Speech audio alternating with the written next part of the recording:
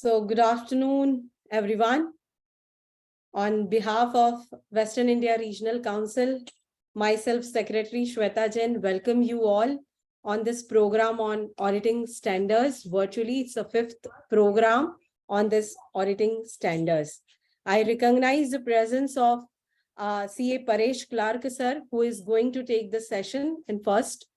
Then Regional Council members Saurabh Ajmera and Rahul Parikh sir, who is sitting with me in this room, and also a coordinator of Samrat Shukla. So before moving further, I request everyone to please put your hand on your heart for the ICI motto.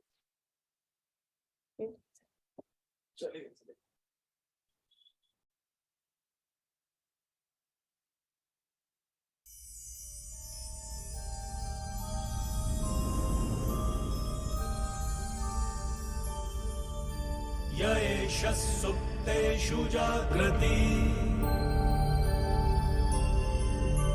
येष सुप्तेषु जाग्रति कामं कामं कामं कामपुरुषो पुरुषो निर्विमाणः निर्विमाणः तदेव शुक्रं तद्ब्रह्मा तदेवामृतमुच्यते तस्मिन् लोकः शतः सर्वे तदूनात्यपि कश्चन एतद्वैता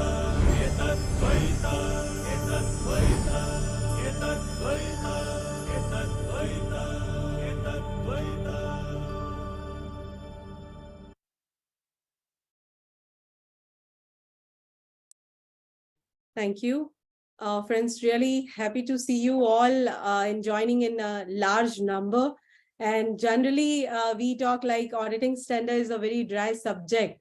But now, of course, this time has come to take it as a forefront, and we have to see that we adhere to the compliances. And for that, we have a very learned faculty with us today to guide on the subject, Paresh Clerk, sir. So he is a graduate from Mumbai University, has done articleship from NM Raiji and Company. And after completing CA, he has also completed certificate courses on IFRS and graduate also from the Institute of Cost Accountant of India, Kolkata. So after completing his CA, he has joined Bansi Mehta and Company from 1983 to 1985 and worked as an assistant. Then joined as a partner in Bansi Mehta and Company since April 2003. He is he's with Bansi Mehta and Company and handling audit, statutory, internal and tax audits, also due diligence for local and international acquisitions, advisory, accounting and company law matters, and special assignment on accounting. From 85 to 94, he is practiced in the field of taxation, auditing, and company law matter. He was associate professor in accountancy at Mithibai College of Arts. It's from 1986 to 2013. And in other professional involvements, special invitee on Accounting Standards Board of ICAI, co-opted members in various committee of ICAI, contributed a publication, various publication of ICAI and WIRC also a member of Accounting Standard Committee of Indian Merchant Chamber, past member of Corporate Law Affairs Committee of Indian Merchant Chamber.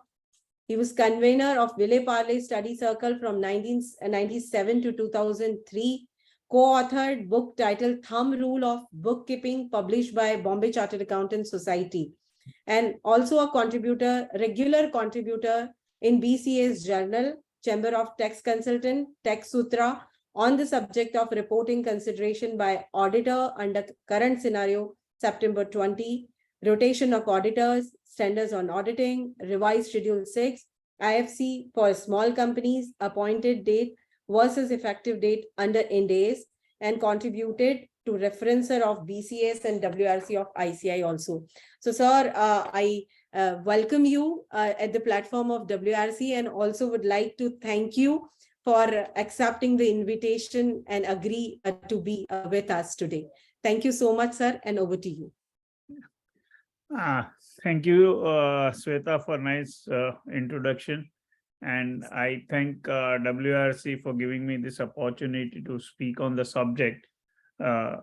Yes, very rightly so, the auditing standards is a dry subject, and it's more of a theory. And, when we look at the examples, it becomes really challenging. Be that as it may, today my task is to deal with two standards, SRE 2400 and SRE 2410. So these are review engagement standards and not standards on auditing.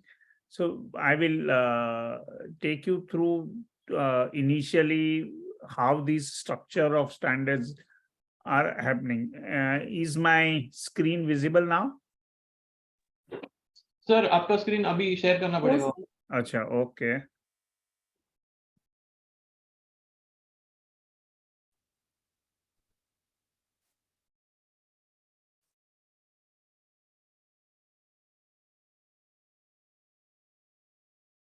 Yes, now it is visible. So I have to do slideshow, right? Yeah.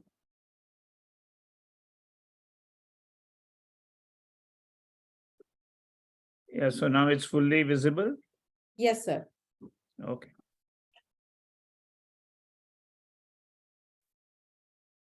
So these are the standards on reviewing. My first slide is just giving you an idea. Certain terminologies which we use, and many times those are interlinked or assurance and auditing. Now, what is attestation? So it is performed to evaluate, review how true the data or information has been, how true the data or information is compared to stated purpose, internal control or system. So it talks about how true the data is. So it's not referring to the financial statement per se, but it could be kind of a certification we do. It's an attest function.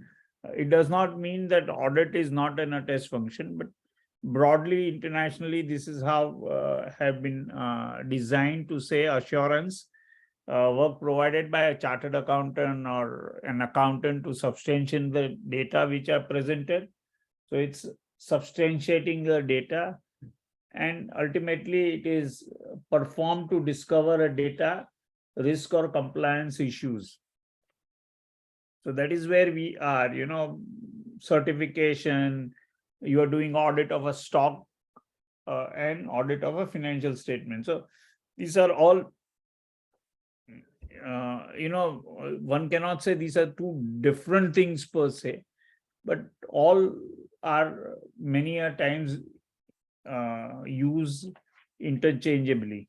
And that's what just a broad idea I wanted to give, that when you are an assurance function, audit and assurance, this is what we ought to know. So we have standards on review engagements. That's the topic today. And as of today, we have two standards on review engagements. We'll first just very, very briefly speak on or learn on framework of assurance engagement. So what does the framework do? It defines and describes the elements and objective of an assurance engagement. What is the objective? And this framework is by the Institute of Chartered Accountants of India. And I may add that the framework identifies engagements to which standards on auditing or SREs or SAEs apply. the framework itself does not establish standards or provide procedural aspect. So framework gives a broad referencing, but it does not uh, per se establish the standard or the procedures. So an overview of framework is introduction, definition, and objective of an assurance engagement. Then under these framework, there are two types of assurance engagement. Generally it is two type of assurance engagements which are dealt with. Either you have an engagement which has a reasonable assurance, or you give a limited assurance. And going forward also, we would be discussing about this reasonable assurance and limited assurance. And this framework is an assistant, or it enables a practitioner to know the frame within which they are going to work. It also enables other persons who are involved in assurance engagement, and even for that matter, to auditing standard board, ASB, auditing and assurance standard board also, take cognizance of framework for framing the standards, be it essays or SREs or SAEs. So we will just read this definition of reasonable assurance engagement. And we deal, objective is a reduction in assurance engagement risk to an acceptably low level. Okay, so the reduction in assurance engagement risk. So you bring it down, the risk involved, and then express a positive form and conclusion, or an opinion for that matter. But under review engagement, we would not refer to as an opinion, and it is less than absolute assurance. Whereas in limited assurance engagement, the objective is a reduction in assurance engagement risk that is acceptable in the circumstances of the engagement, but where that risk is greater than for a reasonable engagement. And there you do not give a positive conclusion, but you give a negative form of expression as an practitioner. The term, may be interchangeably used when I'm speaking either a practitioner or an auditor or a CA, but generally the term used for the purposes of these standards are a practitioner.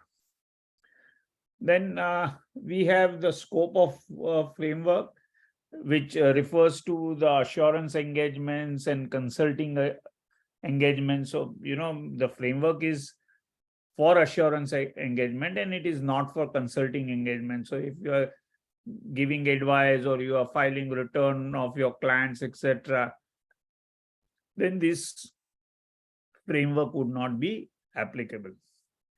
Then we have engagement acceptance as one of the overview covered under the framework. And what are the, because engagement acceptance also a part of any audit process, whether do you want to accept that engagement, you have to analyze whether you should accept the engagement. Then in case if a continuing one, then whether that could also be accepted as a continuity that needs to deal with. And elements of an assurance engagement, a three-party relationship is there: a practitioner, a responsible party. So it could be, your auditee or clients who had require those information to be reviewed, and also you need to bear an intended user into account. What exactly is the subject matter of an assurance, which we'll have to know, set up a suitable criteria, ensure that sufficient appropriate evidences are available, a written report after going through all this will have to be given. So that is the conclusion. So that is where the broad framework is there.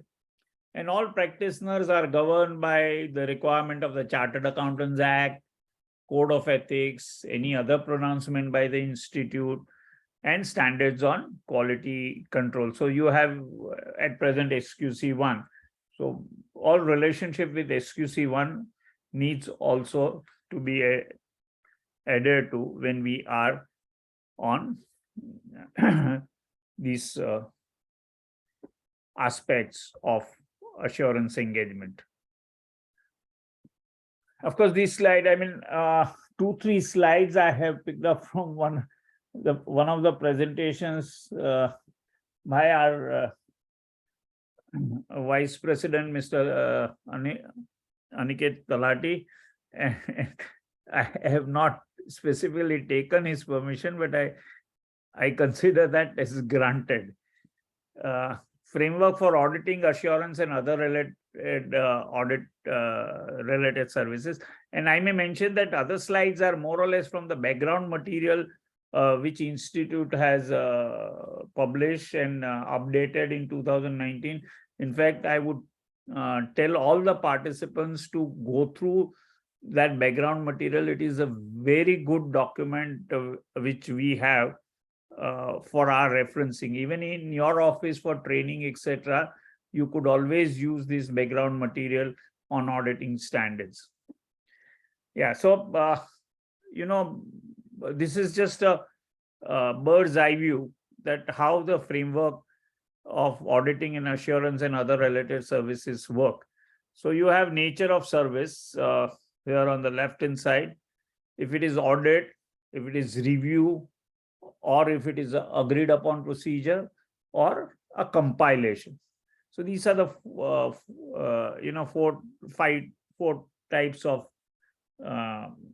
services we could consider. So comparative level of assurance provided by the auditor. In case of audit, high assurance, but not absolute. So it's high assurance or reasonable assurance as we look at it. In review, it is moderate assurance.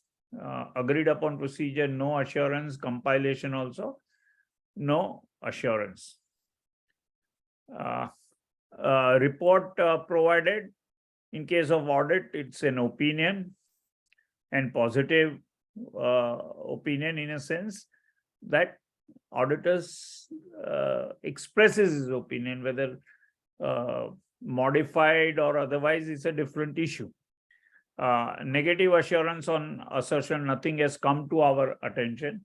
And here in agreed upon procedure, it is a factual findings, and compilation is identification of information compiled. It's more of an accounting work. But this moderate assurance, high assurance, etc. Are there, but in our entire study today, we will restrict it to two terminologies: the reasonable assurance and limited assurance. And this is what a structure of the standards we have. On the top, we have standards on quality control, that is SQC1. Then services covered by the institute's pronouncement, assurance services, and related services. So framework for assurance engagement we have audits and reviews of historical financial information, and we have assurance engagement other than audits or reviews of historical financial information. So this is how the entire standards tree which one must always know. And we are on generally when we are on audit, we have these standards on auditing. For a specialized area, you have 800 series, and then For review engagement, you have this 2400 onward series, but at present we have two standards, that is 2400, SRE 2400 and SRE 2410, which we are going to talk about.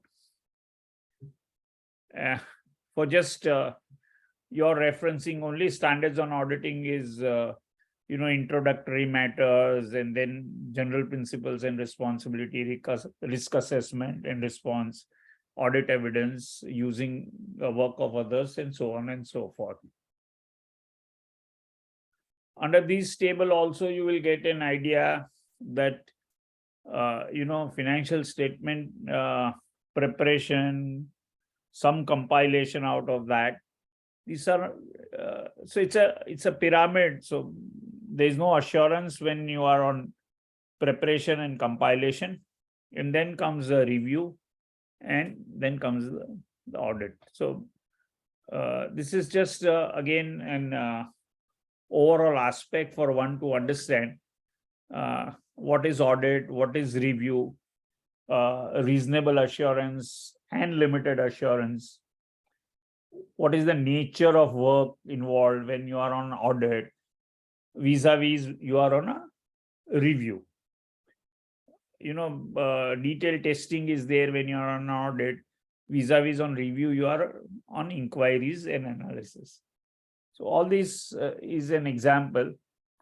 I suppose you are able to see the slides properly, and I will then move to the next slide. So we have these standards on review engagements. So that deals with auditing and assurance standard board.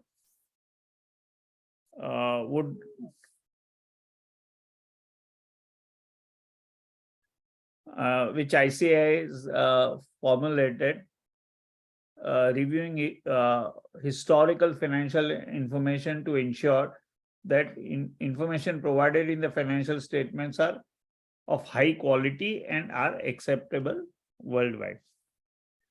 Then SREs are established requirement and provide application and other explanatory material on the responsibility of the auditor.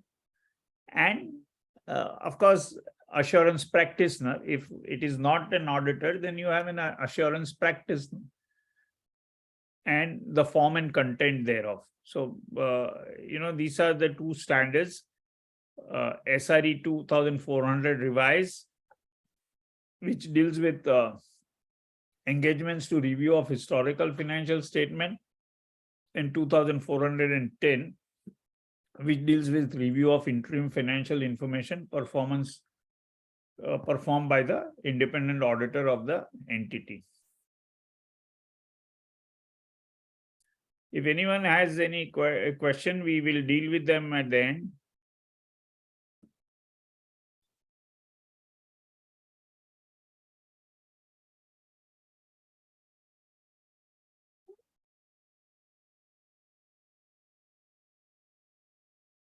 Yeah. So now we will deal with SRE 2400. Under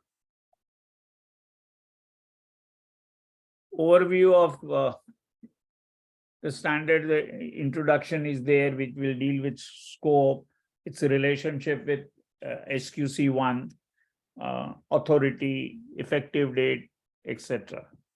This SRE 2400 effective date, as we saw in the previous slide, that it is effective from 2016, and whereas 2410 2410 is effective from April 1st, 2010. May I also mention that this is, as I mentioned earlier, that this is based more or less based on the background material.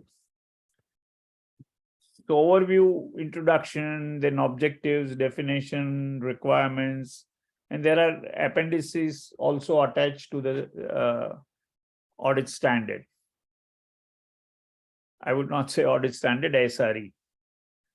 So it deals with practitioner, the responsibility. or doer's responsibility, engage, review a historical financial statement when the practitioner is not the auditor. So this is very important, that SRE 2400 would apply when you are doing an assignment where you are not the auditor, and of course form and content and what the report looks like. And SRE does not address review of an entity's financial statement or interim financial state information performed by a practitioner who is an independent auditor of the entity's financial statements. So please understand this point. It is not again a review of an audited financial statement. So SRE is review per se. So if X and company has done an audit of A Limited, and then Y and company chartered accountants will not review what is done as an auditor. So that also is not covered by this SRE. And SRE is to be applied, adapted for review of other historical financial statements. Probably you may come up and say that what kind of historical financial statement could cover. Say, for example, a company is preparing its financial statements in under the framework of previous GAAP, and for one reason or the other, they require this financial statement in an IFRS format, under IFRS framework. Then that would be a historical financial statement, and you may not audit it, but you may say you have reviewed them and then present it in the form required. So those kind of examples could come up. Then provision of this SRE regarding quality control at the level of individual review engagements are premised on the basis of the firm is subject to SQC1. So please understand that audit is, of course, are on the basis of SQC1, so as these engagements as well.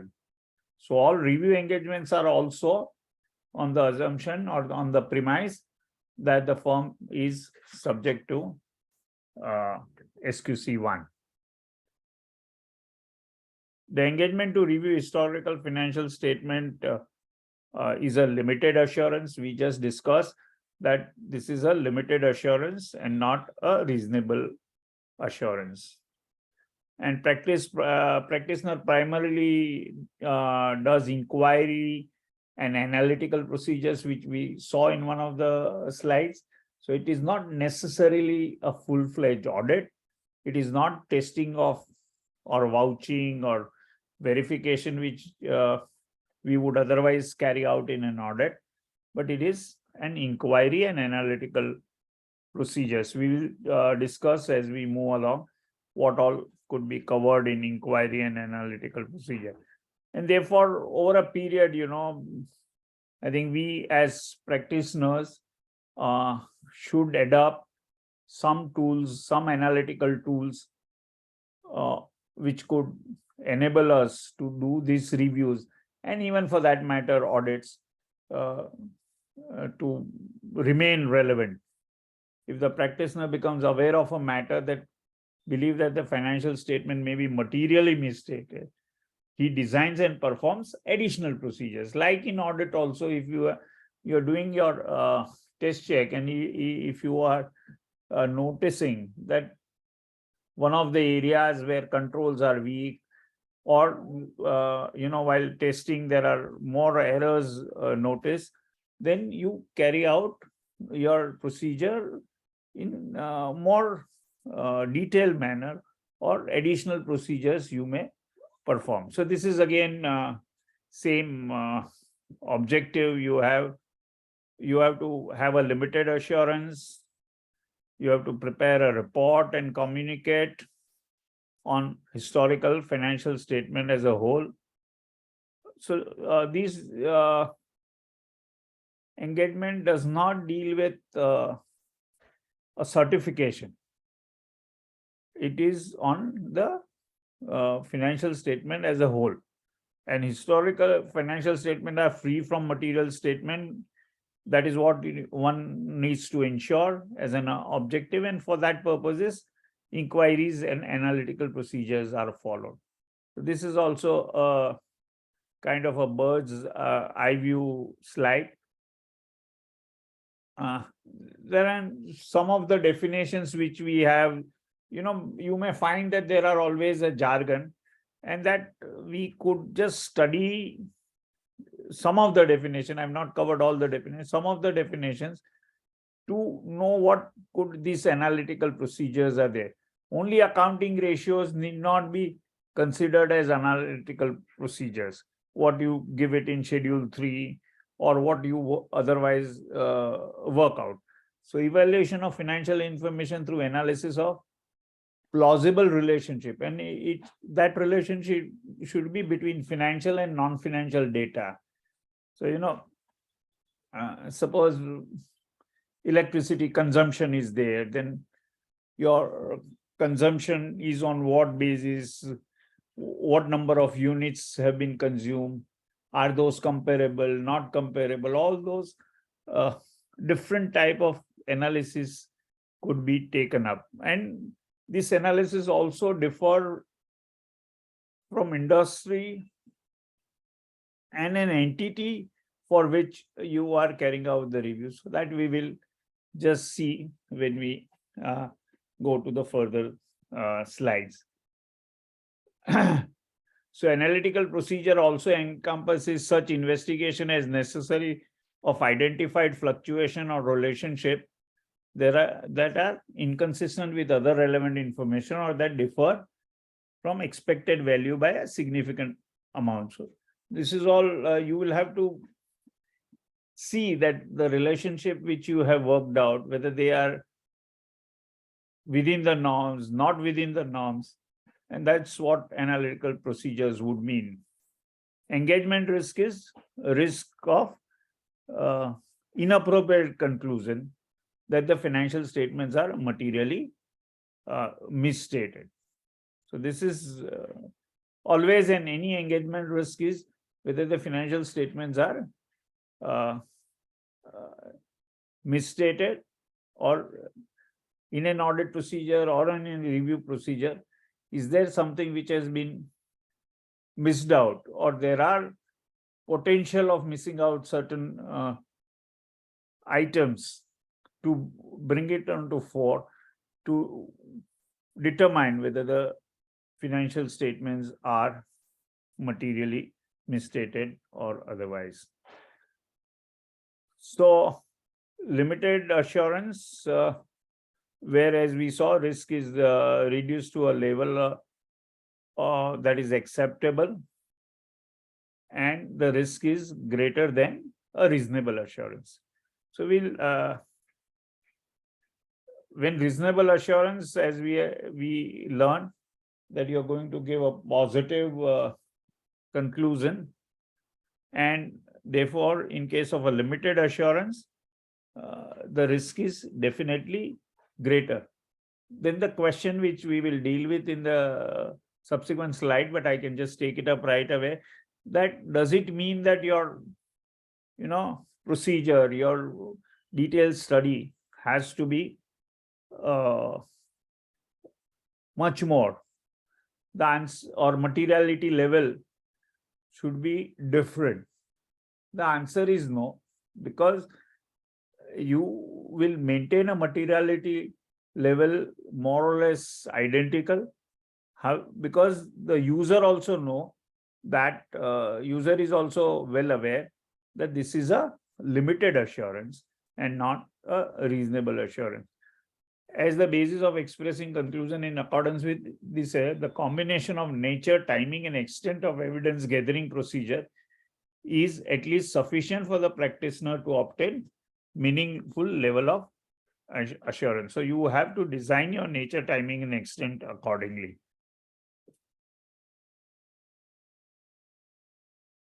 inquiry.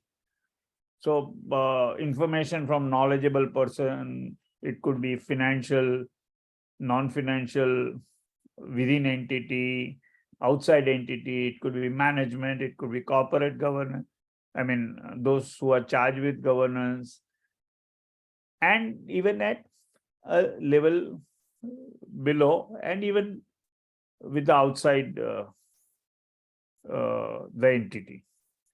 Special purpose financial say in accordance with a special purpose framework. So if there is some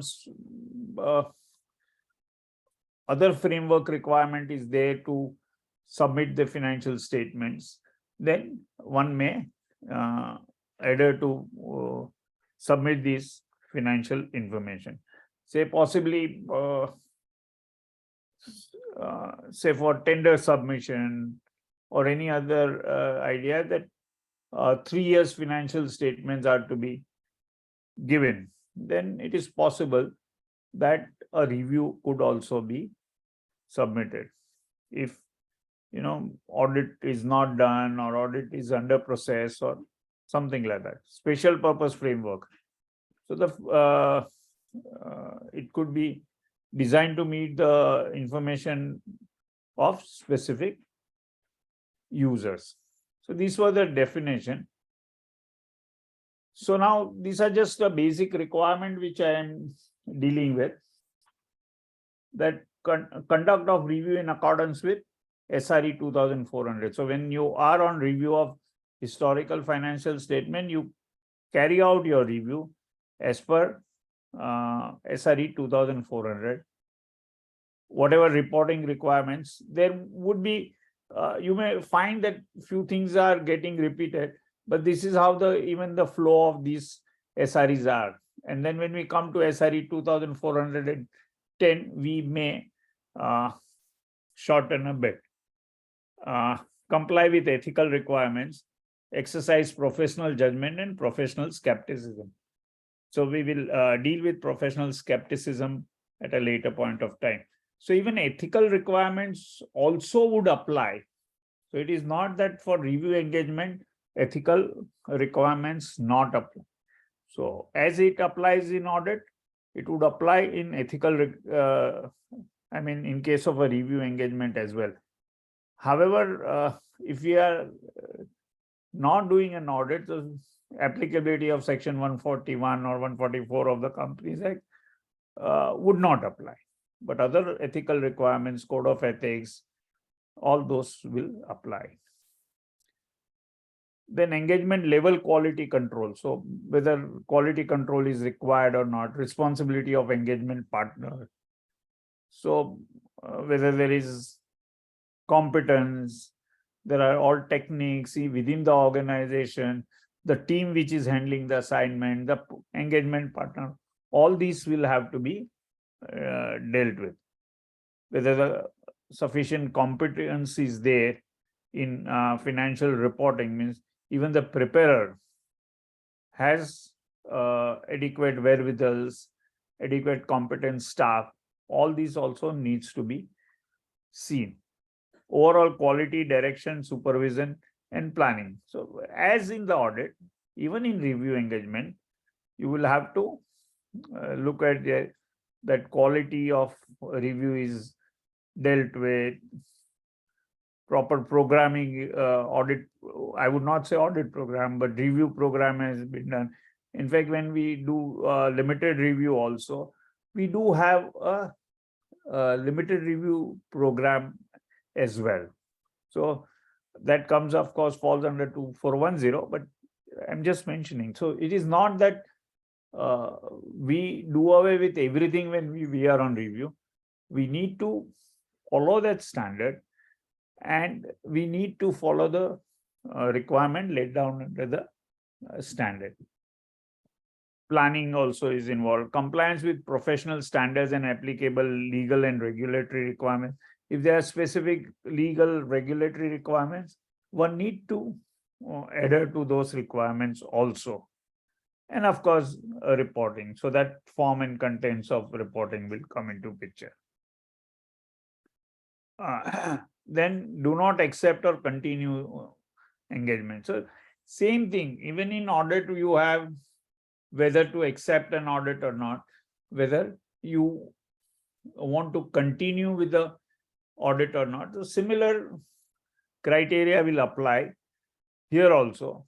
So whether not satisfied about rational purpose or review of engagement not appropriate in the circumstances, whether you will have to see the purpose of the review, rational of the review.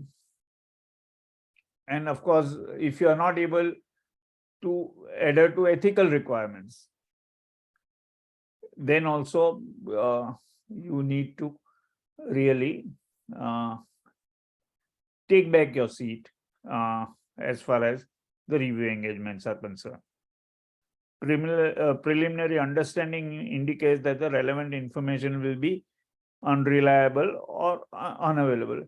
We have that at the initial stage only, if you find that these information are not going to be complete or not relevant or reliable, then it would be a challenging task for you to accept or carry out that review engagement. There could be many examples. Suppose, say, you have been asked to review the financial statement which have been prepared, but all the documents are not easily available. Say, fire has taken place in the premises and still those historical financial information needs to be reviewed. Financial statements have to be reviewed. You may have your doubts whether all the documents would be available, they would be available in the manner required, so on and so forth. Doubt on management integrity, limitation of scope imposed by management, those charged with governance which would result in a disclaimer. So even if they say that you review the historical financial information, but if they say that, okay, you complete this assignment in 48 hours, they may say that, okay, we will not be able to provide all the details. We will not be able to provide details of the framework or minutes or something of that sort. Then those limited of scope also may result in a disclaimer. So all these, whether to accept an assignment or not, is itself needs to be evaluated. Just a question. So if the auditor preliminary, these are just a breather which I have inserted, and I don't know whether anybody could answer it or how do we go about it. Okay, if the auditor's preliminary knowledge of the engagement circumstances indicates inability to complete the review due to limitation on scope of the auditor's review imposed by management, the auditor should, so there is an limitation on scope. So what should auditor do? Obviously, should not accept the review engagement. Additional consideration. So there are additional consideration also which we need to deal with. Check that precondition for review engagements are exist. You all let down all your through engagement letter or through the discussion that acceptance by management of its responsibility with respect to financial information, that management is responsibility to maintain internal control. It would provide the information, it would provide the information as required in a timely manner, and so on and so forth. And financial reporting framework applied in preparation. So under which framework these financial statements are prepared. Say, when I was referring to IFRS statement, then whether those statements have been prepared as per that reporting framework. And of course, the wordings of report, whether those reports are in terms of negative assurance, or even the appendices which we have under SRE 2400, whether those report, because in the engagement only the management may suggest that format of the report. Then if the management has suggested a format, whether that is different and would lead to some misunderstanding, then you will have to evaluate, and whether additional explanation in the report needs to be given, and if not possible, whether the one has to accept the audit, not accept, accept the engagement or not accept the engagement. So this is how you will have to consider for the acceptance of an engagement, agreeing the terms of engagement. Now these would then slightly get repeated. The engagement letter is required to include intended use and distribution of historical financial statement and any restriction. Now this is important. See, distribution of risk. So it is not only, you are reviewing, you must be well aware who are the intended users, because that is also equally important, as we saw earlier, that this is a three-party relationship. So a distribution of whom it would be given, who will be the user, that also needs to be dealt with. And of course, the financial reporting framework, objectives, scope, all these will have to be spelled out in the engagement letter. Like any audit engagement letter, all these requirements will have to be spelled out. Responsibility of practitioner, responsibility of management, and also to the fact very clearly in the engagement letter that it is not going to be an audit and it will not carry an audit opinion. And of course, the form and content. So what we saw the requirement, that would form part of the engagement letter. For recurring engagement, evaluate to revise the terms of engagement, to remind management of existing terms of engagement, and so on. It's a process which you will have to follow. Management intends to change the terms of engagement. So you will have to evaluate if management is changing the terms of engagement, management is bringing some scope restriction. So if there are scope restriction, then you will have to evaluate whether you would like to go ahead with the engagement or not. So in short, you will have to adhere to the process which one needs to respect.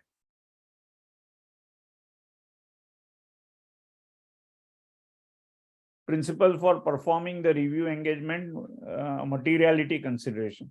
Even materiality also matter. So we are looking on the basis of entire financial, historical financial information, apply in designing the procedure, in evaluating the results obtained. All these materiality will have to be applied. And as I discussed earlier, that materiality need not be with a higher threshold just because it is a review engagement with limited assurance. And you can keep on, not keep on, but you may revise the materiality consideration as well if you come to know about some information which were not available at initial stage. Again, just a kind of a teaser, not that it has some difficult question to answer. The practitioner shall revise dash for the financial statement as a whole in the event becoming aware of the information. That, of course, materiality is the answer. Nothing. It is not performance materiality. The standard refers to materiality. Then we move to understanding of entity and its environment. So this is basic, after all this process of engagement, etc. is done. Like what we have learned in audit also, that understanding of entity, its environment, the business activity, etc., all that would also be applicable here. So likely area of misstatements. So how do you determine likely area of misstatements? Say maybe you have this continuous engagement. In the last engagement, you may have found some errors in an area of say revenue recognition. Then you would look at that area and identify that as a likely area.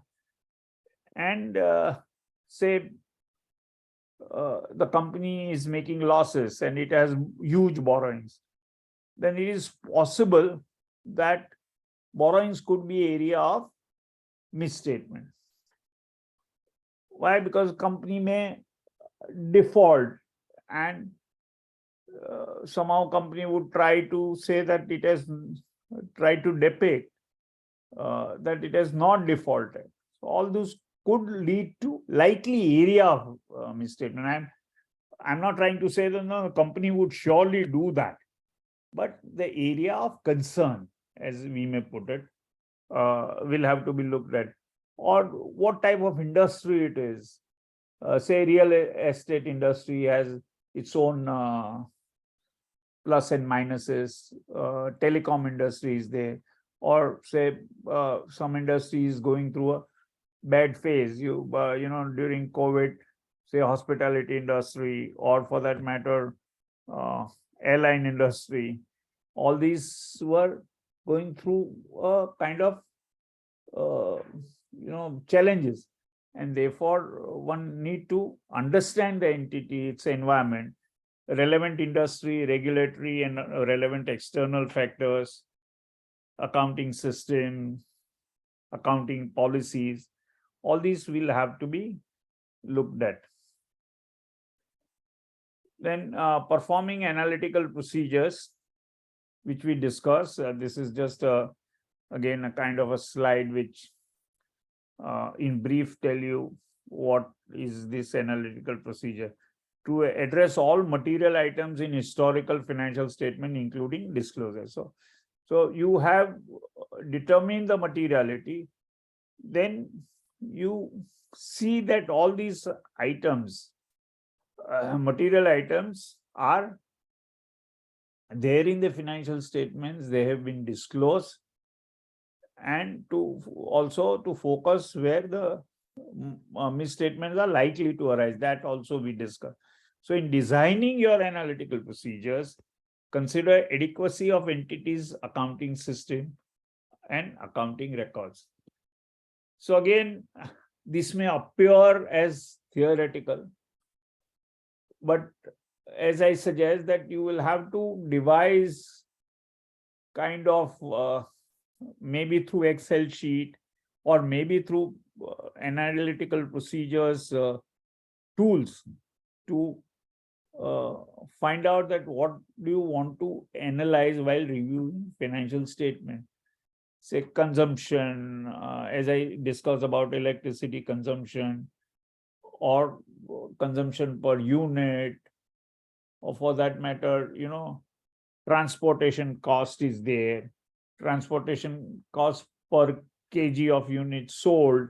All these can be worked out. Logistic costs can be worked out. I mean, the analytical procedure could be in many areas, and one could be innovative also to analyze those items so as to come to a even limited review conclusion.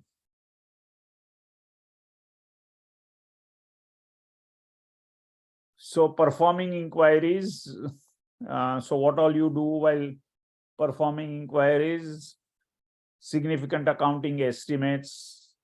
What are the accounting estimates which the management is doing, which of course you do carry out in audit also.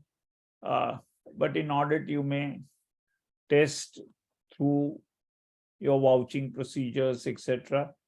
Here, you need not reach to that level. Then, of course, related party transactions, and there are complex transactions which also you will have to look at, make inquiries on it. Existence of actual suspected alleged frauds or non-compliance. So, I mean, you may ask, sir, this is, you are repeating what we do in audit, but rightly so. Only difference which will be here in these inquiries and analytical procedures that you may not have either a time or even your engagement does not warrant or require you to do the testing, because again I repeat, your conclusion is based on your limited assurance engagement. Subsequent events and how management has addressed them, going concern assumption. So all that what we carry out in audit for audit opinion is factored in while the review engagement is there. Other procedure, reconcile historical financial statement with underlying accounting record, perform additional procedures if one envisages or one realizes that financial statement may be materially misstated, then you have to enhance your procedure, additional inquiry, additional procedures, and need be apply substantive tests as also the external confirmations. Yeah.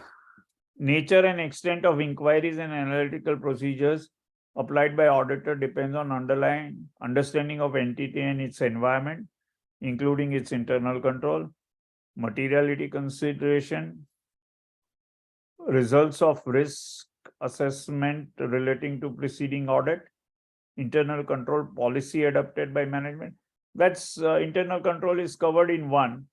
So first, we ought to cover materiality, we ought to cover results of risk assessment, we ought to cover. So I think the answer should be 1, 2, and 3, that is B.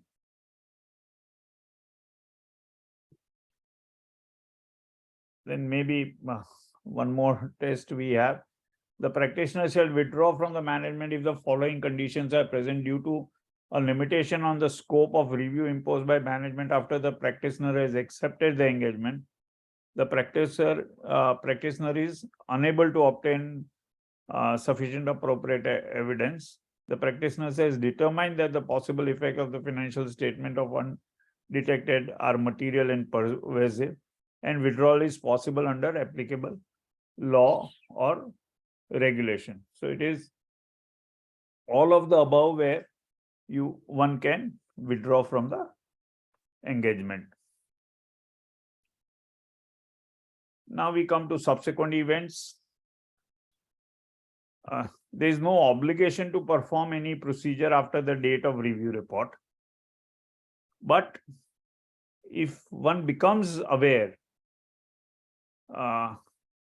after the date of report, but before issuance of historical financial statements, then the amendment to report may be required.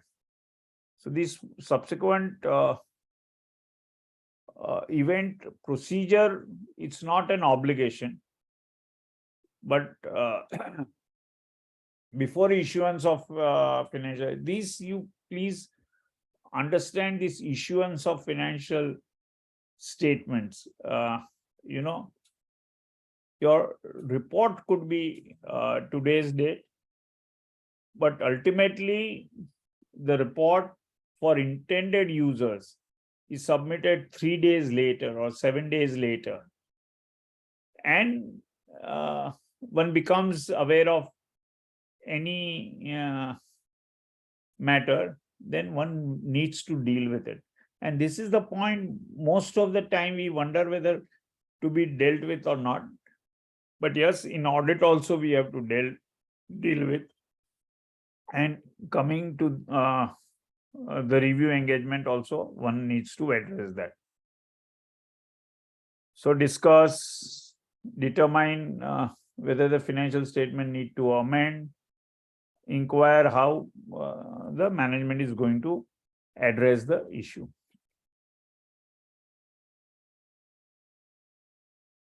So again, written representation, which is true for audit also, and those are true for review engagement. Management has fulfilled responsibility for preparation as applicable. They have provided relevant information, all transactions have been recorded. And you may have some specific representation also. It is not that only the standard representation one needs to take. One would also, while doing a review, if there are some issues which has arisen and we need some comfort other than the evidences which are produced, we need to have representation on there too. And if in case management refuses to provide, then discuss, reevaluate integrity, take appropriate action, disclaim or withdraw if permitted. Evaluation of evidence obtained. The evidence should take you to the ultimate conclusion. And that we could see in the next slide. That is historical financial statement prepared in accordance with applicable financial reporting framework. That's the first question, whether whatever is there is within the framework, financial reporting framework. Is terminology used are appropriate? Terms which have been used in the financial statement. There are no terms which is used which could not be understood or which is not described. And they disclose accounting policies and are consistent. Is effect of material transaction in events on the information are adequately disclosed?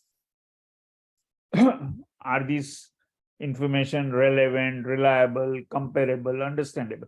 So all those points which we look at our audit, I repeat, will have to be dealt with. And accounting estimates appear reasonable. Then assess the impact of identified uncorrected misstatement. See, this misstatement is a very important aspect of any assurance engagement. You will determine the materiality level, and if there is an error and it is beyond your materiality threshold, you would, of course, inform the management or the accounts team to make the corrections. Now, if those corrections are not carried out, let us say while reviewing stock valuation, you notice that 3 pages were not forming part of the working at all, then you need to inform to the management and then ensure that those are corrected. Now, if not, then your conclusion gets impacted. And then unmodified is nothing has come to our attention. And in case of modified, you may say that they are materially misstated, or that is a qualified opinion, and then unable to obtain sufficient appropriate evidence, that could be your kind of disclaimer. So maybe one more question we have. when shall practitioner express a modified conclusion in the practitioner's report on the financial statement as a whole? So the practitioner determines based on the procedure performed, the evidence obtained that the financial statements are materially misstated, of course, needs to qualify. The practitioner is unable to obtain sufficient appropriate evidence, then also, of course, the report needs to be modified.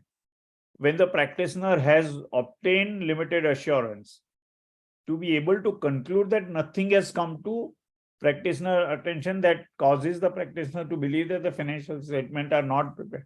So that means this is a negative assurance.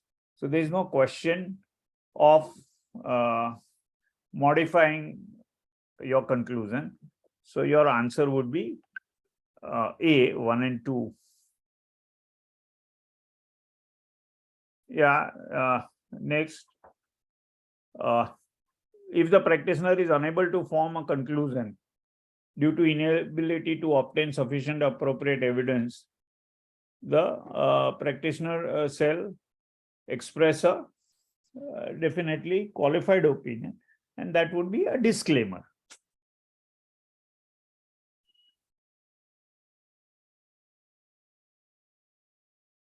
I have not attached this appendices, but these are the two appendices which is forming part of 2400. Sorry, not essay 2400, it is SRE 2400. Appendix 1 contains illustrative engagement letter and contains practitioner review report.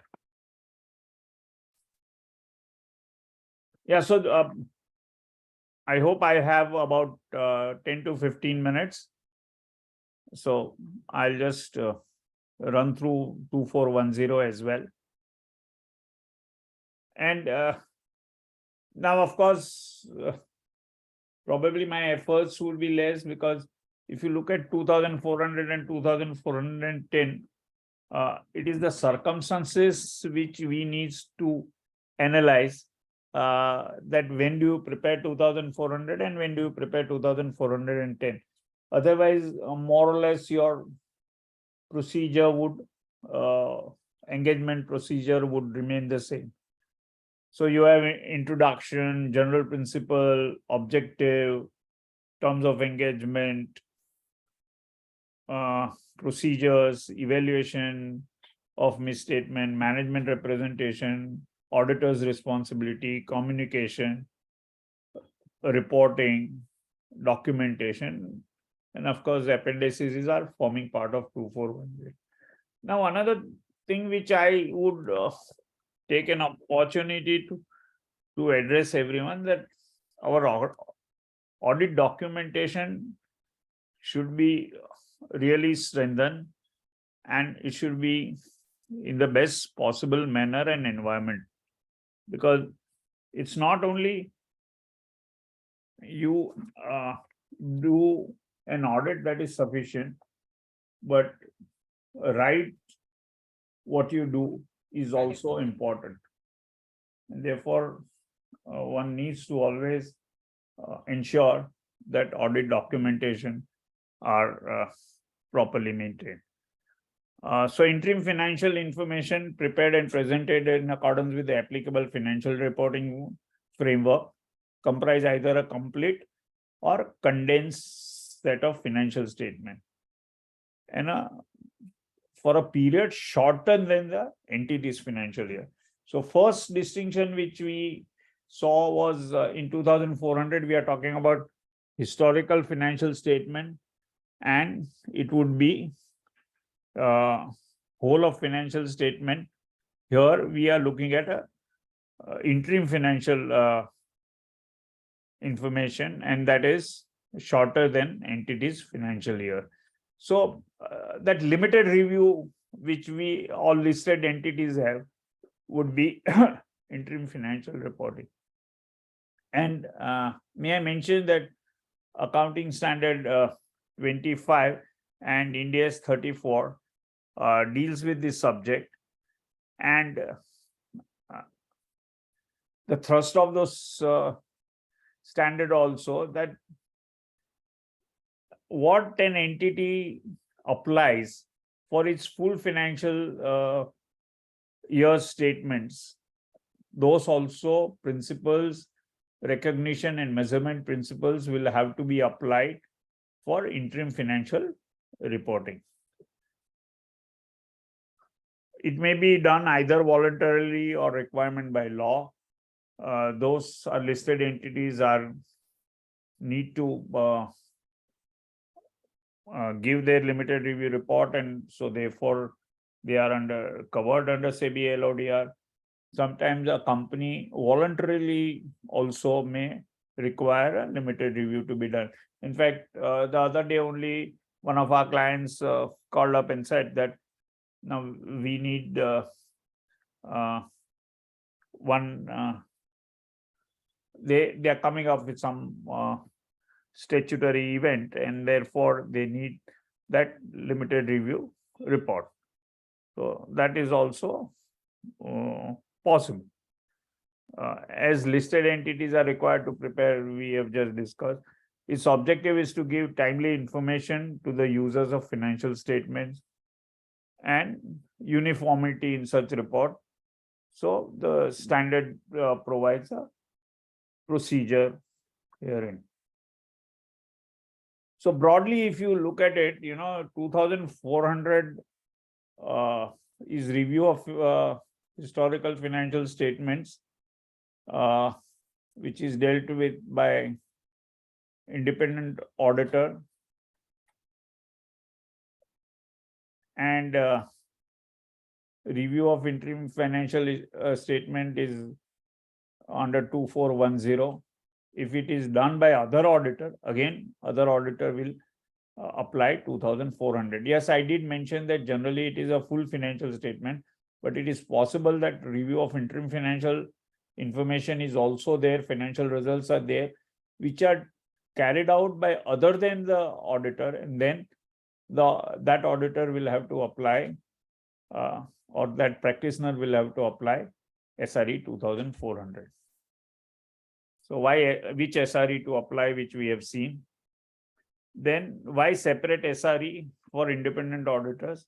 For audit engagement, independent auditor would have obtained understanding of the entity and its environment, including internal control. So, independent auditor would be definitely in a better position than the other practitioner. And therefore, one has this separate SRE, different inquiries and procedures, etc. General principles of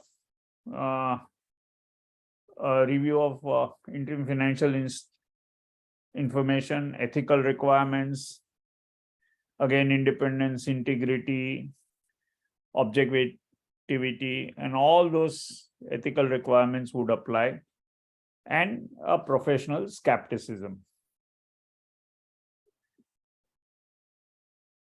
Then implement quality control procedures, leadership responsibility for quality on engagement, ethical requirement. So all those what was there in 2,400 is there in 2410 as well. And I had mentioned that we need to discuss something on professional skepticism. This is the phrase or the word which is time and again used. So as a professional, it's a questioning mind you should always have. It is not that if you have an evidence, it should occur to you that is this evidence convincing? Is this evidence right? Do you need to, further probe into that evidence, so on and so forth. So this is very important aspect which one has to have. So to recognize that circumstances may exist that cause the subject matter of information to be materially misstatement, and make a critical assessment of evidence, and ought to be alert to an evidence. I'm not able to bring immediately any instances, but you have to question yourself till you are really satisfied, okay, fine, this is what it is. Suppose you find a voucher which is carrying a petrol price of 140 rupees, and you are well aware that petrol price is 100 rupees a liter or around that. Then somebody gives you a question that day there was strike and therefore we had to pay 140. Yes, so there could be a valid reason, but at least it requires you to ask a further question, or at least inquire that, okay, on that day whether there was a strike at petrol pumps, something like that. So it is not just accepting as given as evidence. Many times, don't get me wrong, I tell my assistant that we are auditors, we are not fact finders. And many times your assistants will come and say, sir, ye hai, and this is what they have said. Yeah, but what is your take on what they have said? That is the question which you should ask. Until you are satisfied to that, by doing the critical assessment, one could never conclude. Objectives of engagement: to review interim financial information, enable auditor to express conclusion on the basis of review. Again, negative assurance, review versus audit. So there is no expression of opinion, not designed to obtain reasonable assurance. Conclusion versus audit opinion. So that also we have addressed. Again, agreeing terms of engagement. So what is ordinarily recorded in any engagement letter. So it avoids the misunderstanding. Same thing, auditor's responsibility, management responsibility. And if you see our LR report also, you will find that all these are spelled out. Procedure also, read documents. And in case of LR also, you will go through the previous periods, audits or reviews, annual reports, comparison, risk in the previous year's financial statement. So all these aspects, identify potential material misstatement. So all what we had learned at SRE 2400 level, we will have to deal with those procedures also. If any material misstatement of past. Yeah, so procedure for a review of interim financial understanding, inquiries to be made, analytical and other review procedures. So all these, what was there, will come to in our process or procedure. Nature and extent of inquiries. Is not required to test accounting records through inspection, observation, and confirmation. So testing is not done by and large, but some testing is still in practical life we find is done. Confirmation at a limited review are not required. So one may insist, at least to the extent of large bank borrowings, etc., for which confirmation one may insist, but otherwise it is not required. And inquire with management all events up to the date of review report, going concern assumption. So all those procedures would apply. Then you have this question: in case of material uncertainty regarding entity's ability to continue as a going concern and adequate disclosure not made in the financial information, what should you do? So add emphasis of matter paragraph, express a qualified or adverse conclusion as appropriate, and include specific reference. See, please understand that now there is no question of emphasis of matter paragraph. And in this case, after SA 570 revised from 2017, you have to add a para on material uncertainty. But in this case, material uncertainty has not been adequately disclosed, and therefore one needs to have a qualified or adverse conclusion, and of course the reference. So the answer should be 2 and 3, that is C here. Evaluation of misstatements. Evaluate individually or in aggregate whether uncorrected misstatement have come to auditor's attention. Not required to obtain reasonable assurance. Exercise professional judgment in evaluating material misstatement. May designate amount below which aggregation is not to be done or not have material impact on financial state. So aggregation also, when you are looking at materiality for material misstatement, so you will also have to identify that amount below which you will not do the aggregation of all the uncorrected material misstatement. Management representation, if you permit me, I think this is a kind of repetition, so I would not like to take it through. Auditor's responsibility, other accompanying information to be considered, whether such information is materially inconsistent with the financial information like we do in SA 720, something like that, one needs to apply. If other information appears to contain a material misstatement of fact, discuss the matter with the management. And communication. If auditor believes that it is necessary to make a material adjustment, communicate to the management. If management does not inform, then you go to those charged with governance.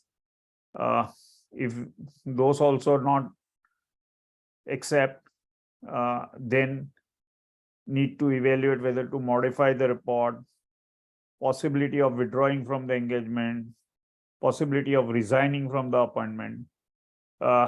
Yes, please understand that in a listed company, keep SEBI LODR requirement into account before resigning, because if you are carrying out a quarterly results, and if quarter has started, then those conditions have been laid down that you need to only conclude the report, and thereafter only you could resign. So if a matter comes to auditor's attention that causes auditor to believe in existence of fraud, communicate that matter again. So all these aspects which are there will have to be done. And reporting format, you have title, addressee, whom it is addressed, identification of interim financial information, which period to which period. And you have to state that internal control, auditor's responsibility, management responsibility, compliance with SRE 2410, date of report, place of signature, so on and so forth. May prescribe wording. So if the wordings are prescribed, you need to stick to those wordings. Same, express qualified or adverse opinion. If auditors has come to attention that to believe that a material adjustment is required, then it should be in accordance with that. Limitation on scope.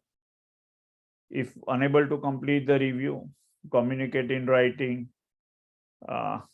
Now, if your preliminary knowledge, as we said, that initially only you find that there are circumstances which would indicate inability to complete the review, then do not accept the review engagement.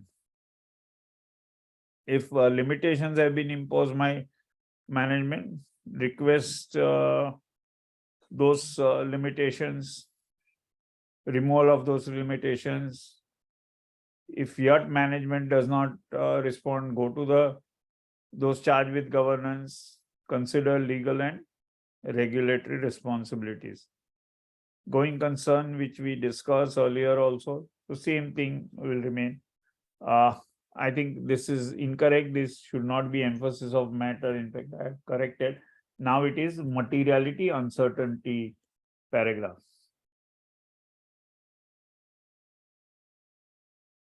Just a question. I think the auditor should, whether the management has changed its assessment of ability, the auditor should inquire, not observe, and not only take a written representation, nor investigate. It has to inquire. Documentation that is sufficient and appropriate to provide basis for conclusion, provide evidence that review was performed in accordance with SRE and applicable legal requirement. I've just taken only one extract from the conclusion.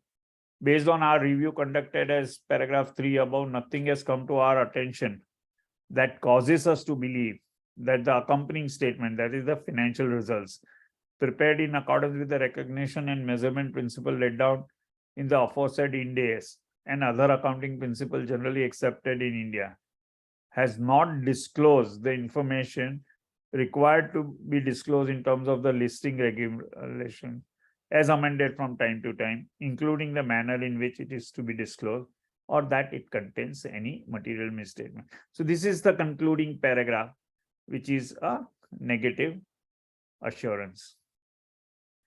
And these are the appendices which is there forming part of SRE 2410, engagement letter, procedure auditor may consider, all the items in this procedure have been considered how you will deal with. Examples of management MRL, review reports of qualified conclusion for a limited scope, and so on and so forth. I suppose with this, I have completed my presentation. If there are questions, I'm ready to answer.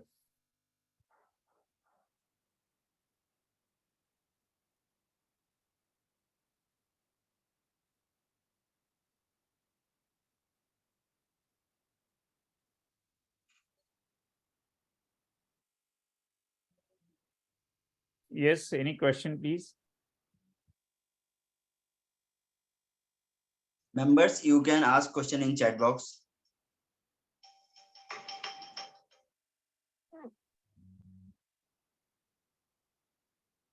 Or you can raise hand.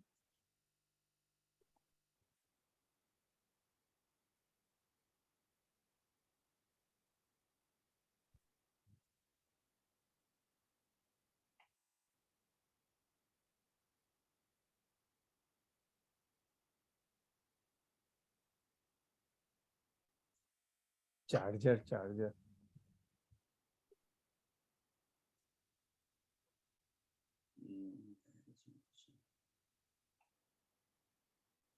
I think, sir, no questions are there. That was a great explanation on this SREs. With your permission, can I introduce to next faculty? Yeah, sure. And then if I'm permitted after the introduction, I'll take Mr. Hiren's permission to leave. Hinel's permission to leave. Okay, sir. Okay.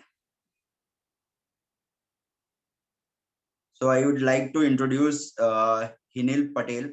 He is partner with. Sir सम्राट sir इसमें Yes, question sir. है Q&A में question है देखो. Okay sir इसमें actually लिखा है कि no thank you. Okay. Yeah, I read that. Yes, sir. I take it as compliment. I would like to introduce CA Heneel Patel. He is partner with Shah Gupta and Company. He have experience of over 18 years. He possesses sharp analytical skill and has technical knowledge on accounting standard, RBI regulation, corporate laws, and direct laws. He is engagement partner for statutory audits of large sectors like banking, housing finance, mutual funds, infrastructure, energy, steel, cement, aluminium, port, etc. He provides consultation relating to RBI regulation, Ind AS, related matters, corporate laws, and tax planning. Currently, he is council member of Chambers of Tax Consultant. He also co-authored book named Non-Financial Companies, a Treatise, published by BCS. He is also empaneled as technical reviewer with Financial Reporting Review Board of ICI. His technical expertise include carrying out audit in accordance with international standards on auditing standards followed in India. He has expert knowledge in GAAP, India, and Ind AS, International Financial Reporting Standard, that is IFRS, and business valuation. I would like to request him to take SRE 4400 and 4410.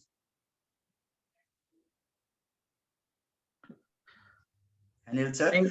Yeah, am I audible? Yes. Samrat? Yes. So thank you very much, Samrat. Paresh Bhai, as usual, I was listening to you and it was great listening to you. It was a wonderful session which you just ended. I will try to see that I will also try to keep similar pace at which you actually played up till now. First of all, I would like to thank WRC, the chairman, sir, the coordinators, everybody for giving this opportunity.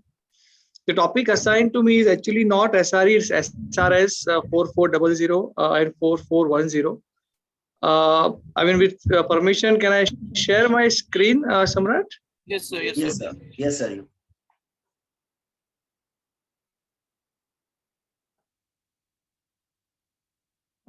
Heneel, I'll be off and on if you permit me, please. Sure. Please, sir, I do understand the other engagements. So please, thank you. Thank you. Thank you.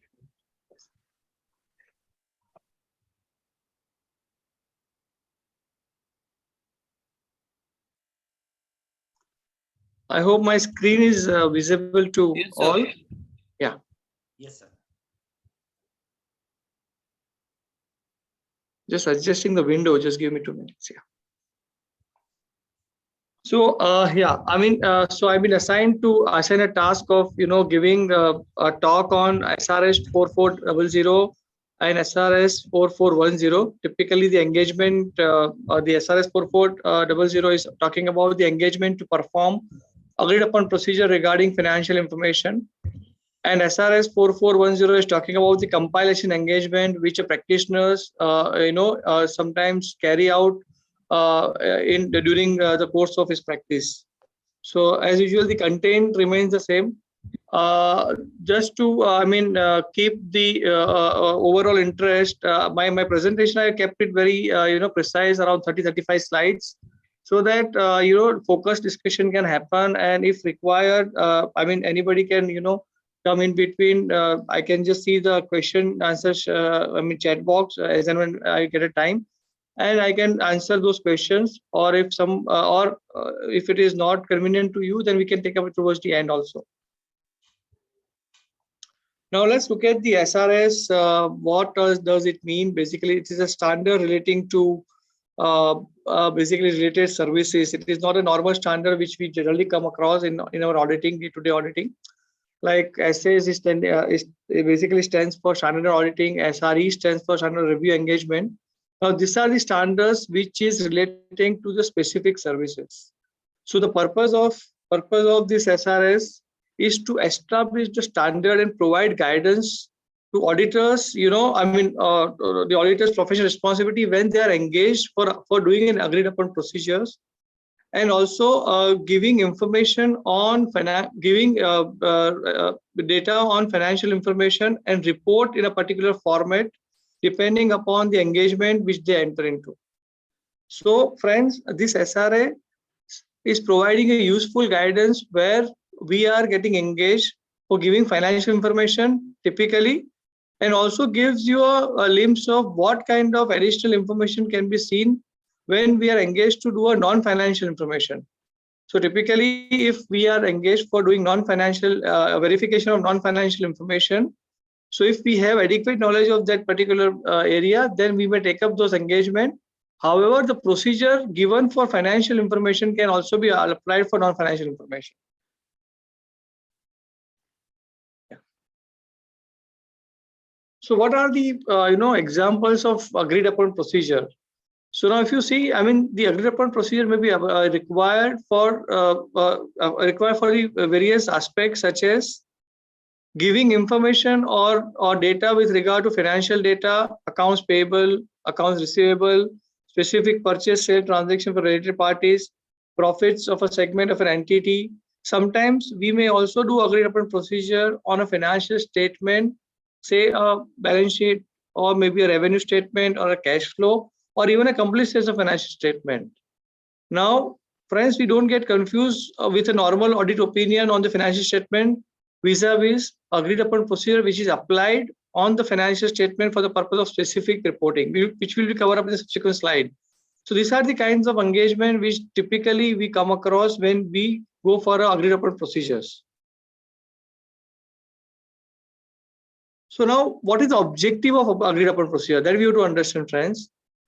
So agreed upon procedure is a procedure engagement where auditor will carry out a procedure of audit in nature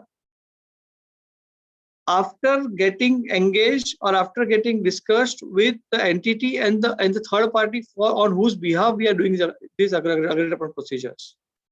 Ultimately, we do agreed upon procedures and report on the factual findings.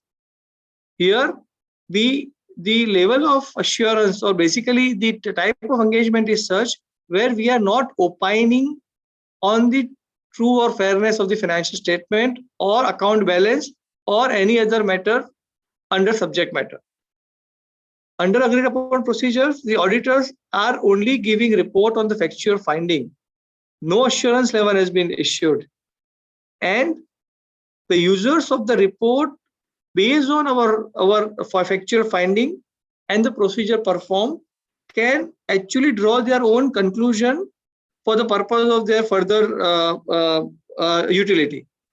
Hence, to put it in simple words, agreed upon procedure will not entail auditors to give you or express an opinion on the financial statement, account balance, or any other item.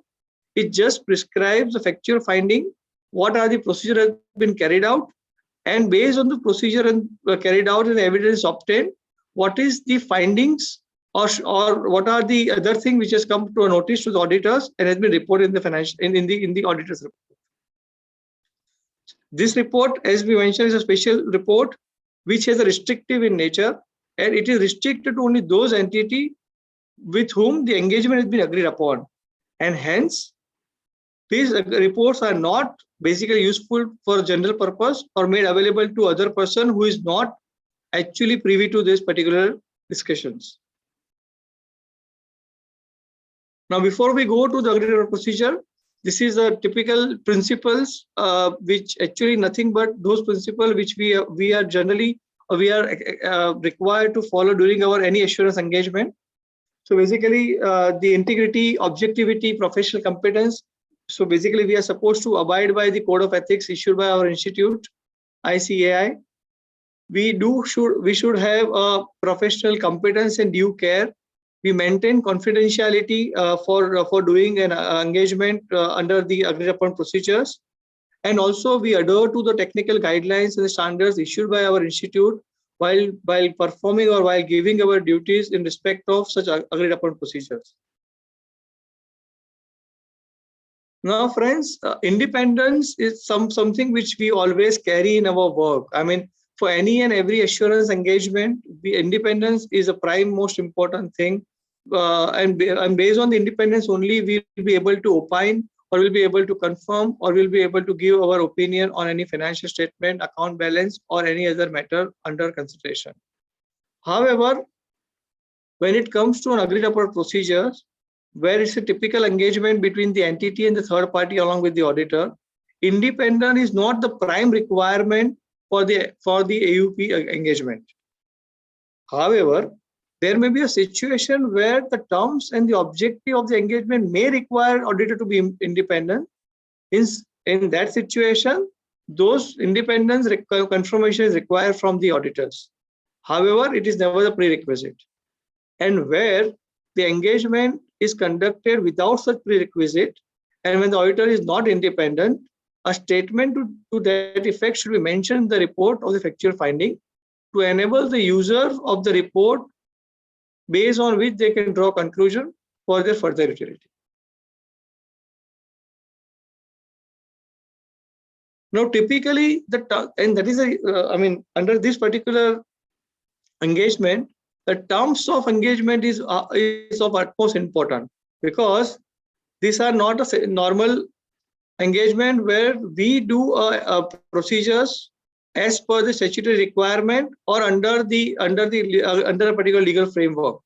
Hence, the nature of engagement is, the terms of engagement is such that we should cover all types of different parameters of engagement, which will entail us to ultimately report on the report procedure. So typically, the terms of engagement includes point number one, nature of engagement, which is nothing but the fact that what kind of procedure will be performed and what kind of procedure needs to be adhered to, and also the fact that this procedure performed will not constitute an audit or a review, and accordingly no assurance has been expressed. So in the nature of engagement itself, we should mention that the procedure which will be going to perform under the agreed report procedure will not constitute an audit or a review, and then accordingly no assurance is expressed. We also need to explicitly mention the purpose of the engagement, the identification of financial information to which agreed report procedure will be applied, the nature, timing, and extent of the specific audit procedure to be applied, and the limitation of distribution. Friends, this is very important. Our report will be very limitedly available for distribution because this is being a special agreed upon procedure report. Now here, if we realize that there's a conflict of any legal requirement by putting a limitation clause, then we should not accept such assignment and will withdraw from the assignment. So an engagement letter typically confirms the auditor's acceptance on the appointment and helps avoid misunderstanding, especially with regard to the object and the scope of the engagement, the extent of the auditor's responsibility, and the form and the contents of the auditor's report. Hence, the engagement letter is in the interest of both client as well as the auditors.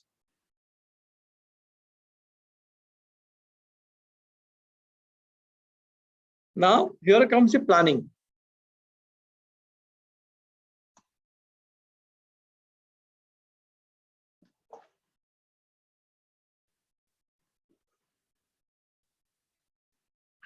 Yeah. So the auditor basically, when we consider a agreed upon procedure, the auditor should plan a work so that the effective engagement can be performed. Now, while conducting a planning, important parameter is to understand what kind of agreed upon procedure which has been considered at the time of engagement. And based on agreed upon procedure, a detailed audit planning can be made so as to gather a particular level of verification and also evidence required to report on the findings in the report.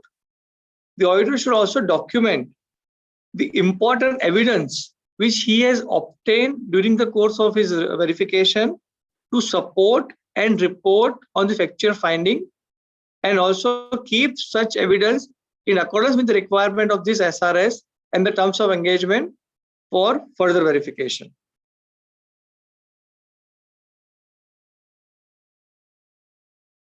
So auditors should typically carry out a procedures on the agreed upon procedure and use that evidence to obtain assurance in the basis for factual reporting. Now, what kind of procedure will be applied in an engagement to perform agreed upon procedures?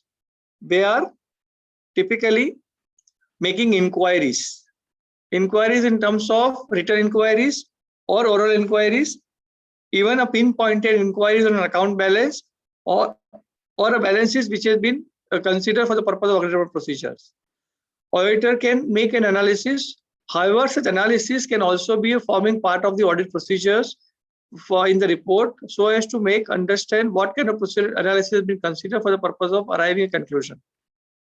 Auditors procedure also includes sometimes computations, recomputations, comparison, and clerical and arithmetical checks. So sometimes, friends, when we, like, for example, we do a verification of sales with the sales ledger or with suppose a GST records. So there sometimes we may also devolve upon, rather than doing the entire verification, more on the arithmetical check or the computation of GST and other related calculations for the purpose of reporting. So basically the verification will also include arithmetical review and arithmetical verification of certain checks. Then we also, the procedure will also include observation of various critical account balances and also include inspection and obtaining confirmations. Sometimes, we do also get engaged for giving assurance on MSME related vendors or basically the compliance with the MSME guidelines, or sometimes compliance with the payment guidelines of the MSME.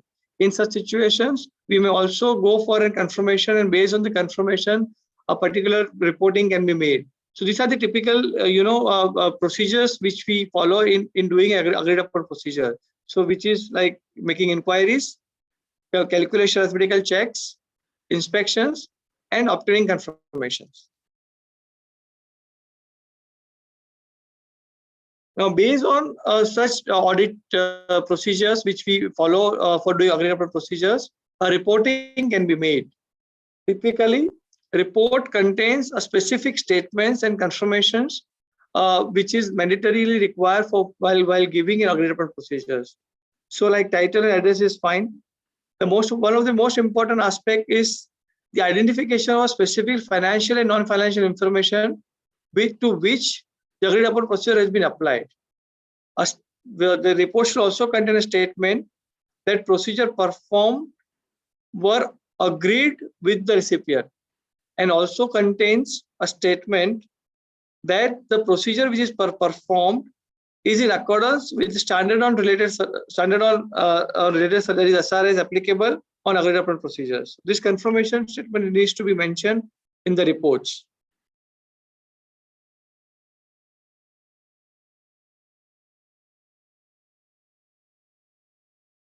Yeah. Then report also should contain a listing of specific procedures which is performed. So typically when we issue the report, we list down detailed procedures which we agreed in the initial terms of engagement, which has been carried out during the course of audit. Sometimes, friends, we come across a situation that initially we have agreed upon a particular procedure. However, during the course of verification, we may come across a situation where those procedures are not practically possible, or those procedure has not yielded the result which was envisaged. In such situation, appropriate disclosure or appropriate note describing the alternative procedure which might have been considered for arriving a conclusion needs to be mentioned in the auditor's report. The report should be descriptive enough to find out and give the auditor's factual finding, including sufficient details about the errors and exceptions found.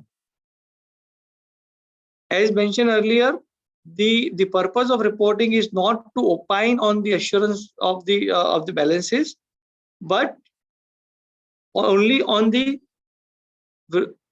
factual finding of the account balances. A statement in the report should also contain a statement which prescribes that the procedure performed do not constitute either an audit or a review, and as such, no assurance is expressed. So, an explicit statement prescribing a procedure that such procedure do not constitute an audit or a review should be mentioned in the report, and also mention that there is no specific assurance has been expressed under the agreed upon procedure report. A statement should further state that if the auditor has performed additional procedure as envisaged in essays or SREs as the case may be, then the other matter might have come to the notice which would have been reported. Hence, we are also indicating the users of the report that the present finding is only based on the procedure which has been mentioned in the report, and hence a comprehensive audit or a review may entail to give you more detailed findings if it has been applied for. Hence, this particular report is a very restrictive report and only for the limited purpose and the use for the as mentioned in the terms of the engagement.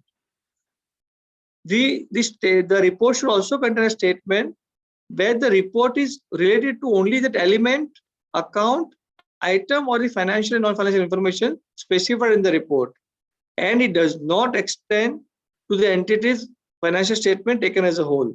So this particular statement is very important in the report to make aware about the reader of the report, stating that a particular report has been given only for those elements and hence cannot be applied for the entire entity's financial statement taken as a whole.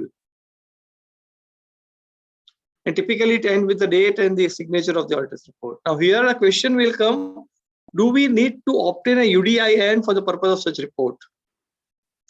Because I mean, typically we generate a UDIN when it comes to assurance level or assurance standard or assurance kind of engagement.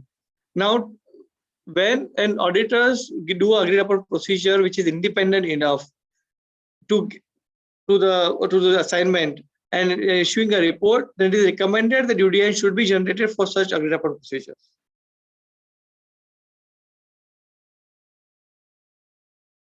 Hence, to sum up, the key element of 4400 is: first, it is engaged to issue a report on a factual finding based on specified procedure performed on a subject matter. This standard is complete standard on a standalone basis, as it includes all the relevant attributes of the other auditing standards, which is otherwise covered in different standard for the purpose of SS. Now, this SRS is also giving you a useful guidance for engagement of agreed upon procedures regarding non-financial information as well. This SRS is very clear that a particular agreed upon procedure is neither an audit nor a review, and hence specifically it should be mentioned in the report that there is the assurance level is not been obtained under this. And a particular report under this standard is restrictive in nature, and hence it cannot be distributed to all. So this is also guidance, it gives guidance in respect of that. Now, just to compare agreed upon procedure with a certification. So agreed upon procedure, as we mentioned, is a procedure with regard to specific account balance or an element of transaction or anything else. Whereas when we engage for a certification assignment, the entire procedure will be governed by the guidance note on the report or the certificate for the special purpose as revised in 2016. Reporting under agreed upon procedure is on the factual finding and upon the procedure agreed upon with the engagement party. Whereas under certification, it is issuing an opinion of the conclusion. The opinion could be a reasonable assurance or negative assurance or limited assurance. In case of agreed upon procedure, no assurance has been expressed, whereas in case of certification, assurance needs to be obtained. So friends, as far as 4400 is concerned, we have, I've touched upon the relevant aspect of 4400. Any questions so far we can take up now, or we can go to the next standard.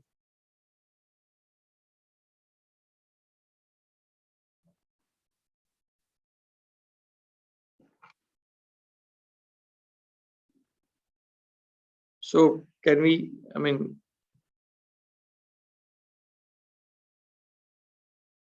so I said I can't see any questions in the chat box. So I will go to the next standard.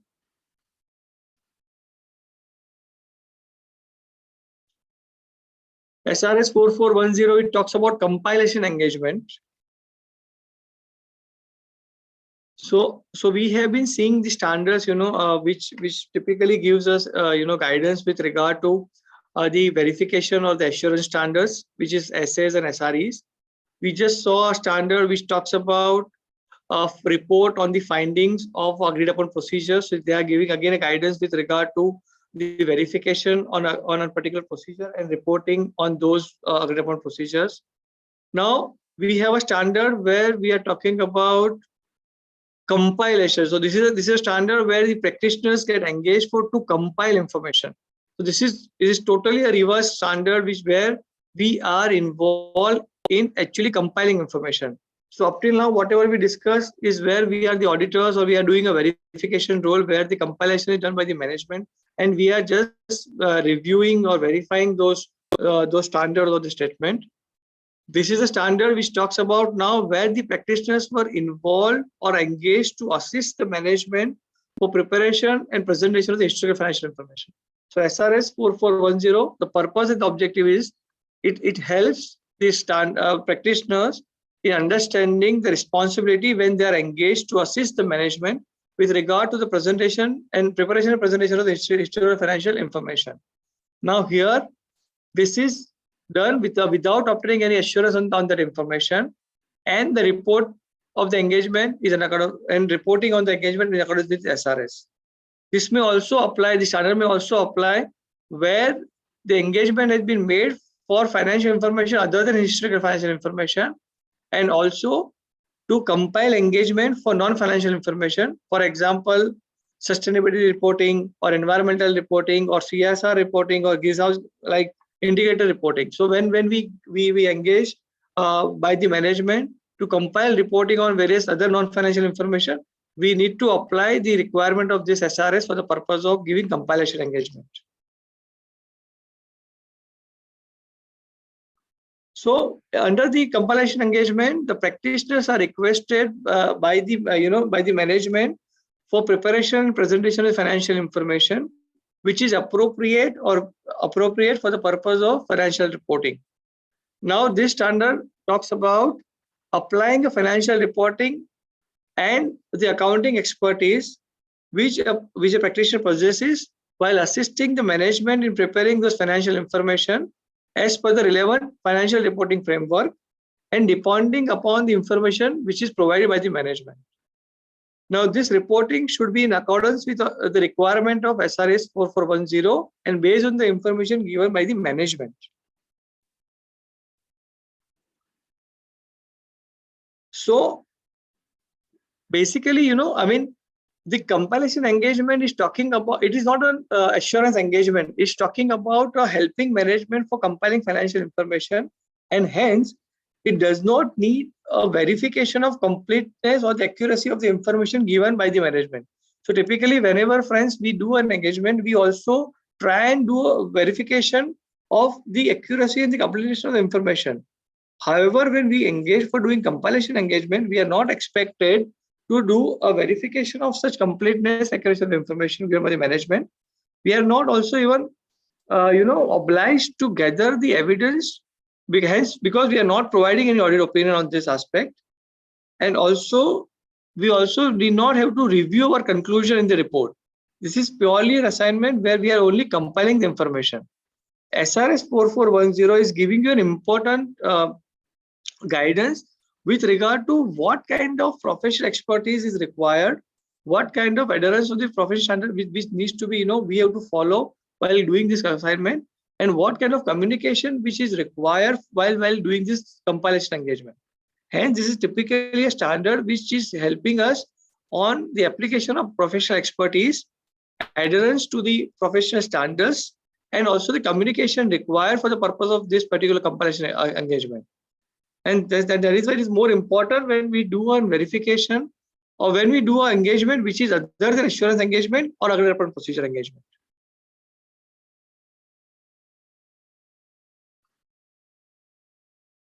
So typically, financial information that is the subject of the compilation engagement may require for various purposes. Sometimes it is mandatorily required for financial reporting requirement under the specific law or regulation, or sometimes it is required not mandatorily for financial reporting purpose, but for a specific purpose of the management. Like management wants to compile the information for internal use, or management needs the financial information for giving to a lender or to some funding body to support or continuation of a grant, something like that, or transaction based, to support a particular transaction with regard to the ownership or the financing structure. So a typical like merger acquisition or some kind of accounting treatment. So these are the typical financial compilation which typically management involves and practitioners with an expert knowledge to work on. Sometimes I mean this compilation engagement also is to be done under a special purpose financial reporting framework. I mean, we need not have to follow financial reporting framework typically applying to a particular entity, but for the purpose of limited purpose of giving this information, a special purpose financial reporting framework can be applied for the for compiling the information. Here, one of the most important aspect is the management's responsibility with regard to the overall give information with regard to the overall information, presentation, and related information made available to us for the purpose of compiling this information. The management is also responsible for adhering to the continuations of the internal control which management has implemented for preparing this financial statement, which are free from material misstatement, including the fraud and error. The completeness and the accuracy of the document is also a responsibility of the management. Not only that, the explanation, record, and other information also to be provided by the management in the compilation engagement. The judgment, I mean, the typical significant judgment required for preparation and presentation of financial management is also responsible to the management, and which also includes a practitioner's judgment may be differ from when it comes to auditing. It may differ from the management judgment, and hence this cannot be entrusted on the practitioners, and it will be totally relied upon by the practitioner for the purpose of compilation engagement on the management.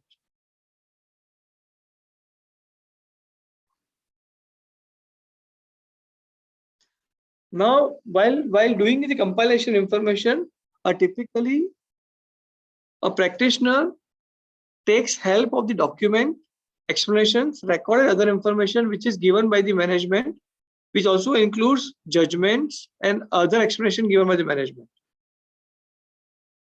However,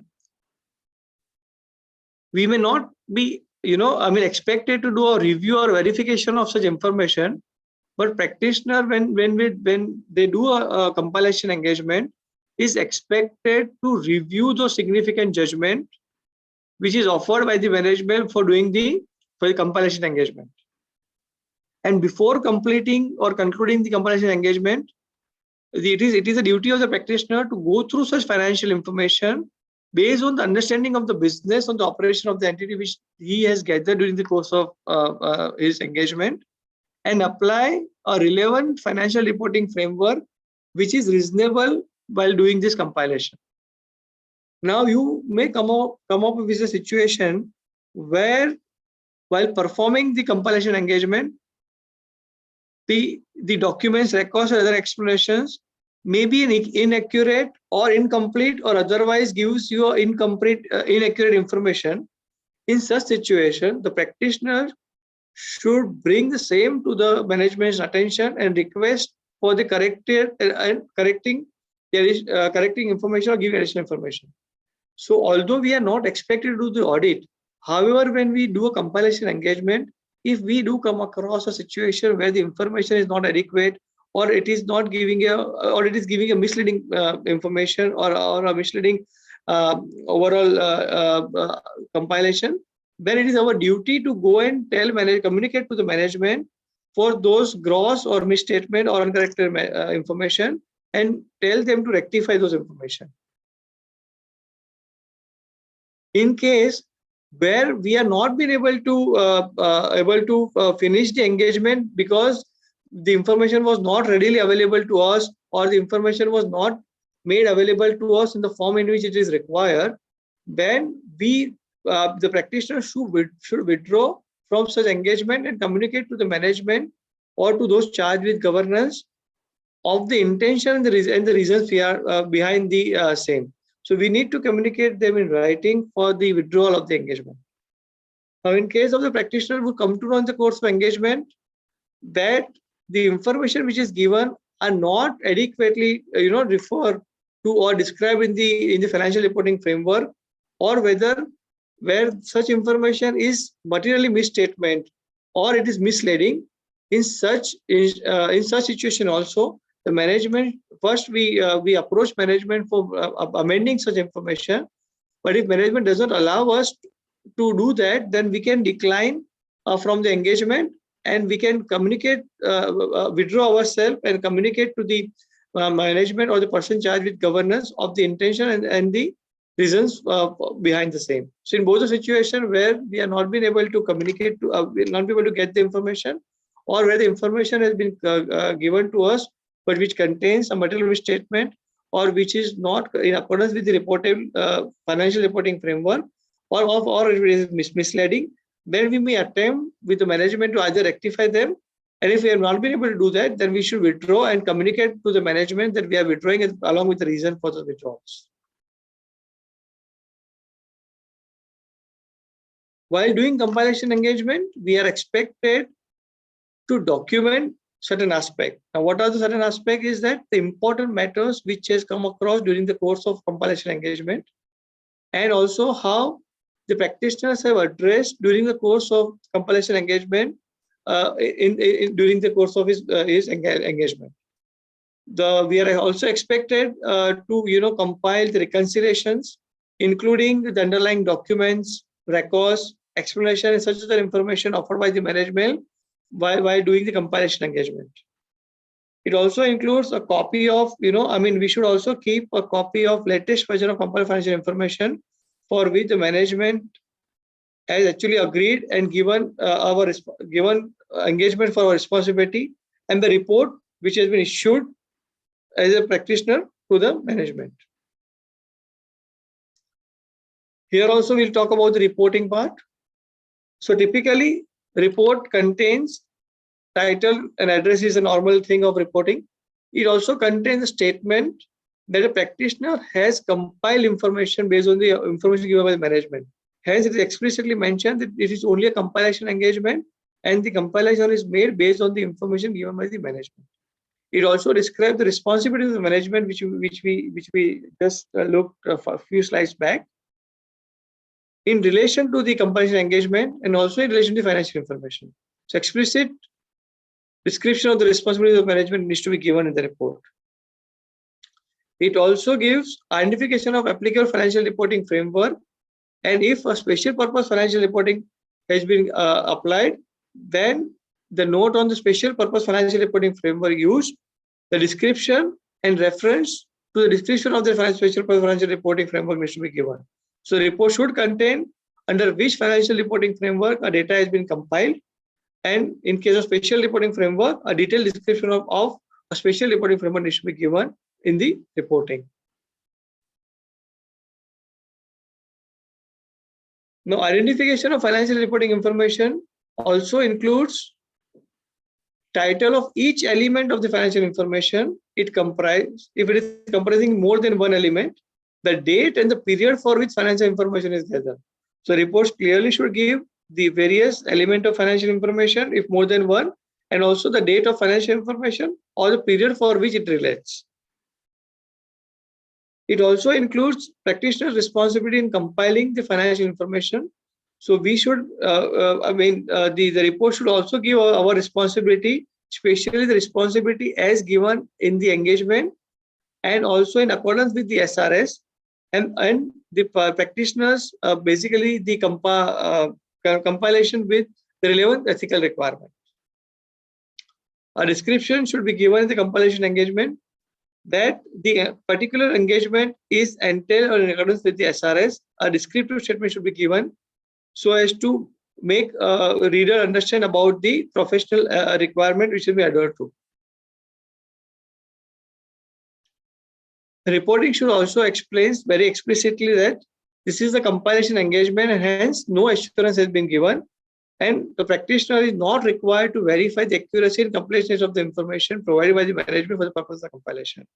This particular explanation is very important, friends, for the reader to understand that there is no independent verification has been considered on the accuracy and the completeness of the information.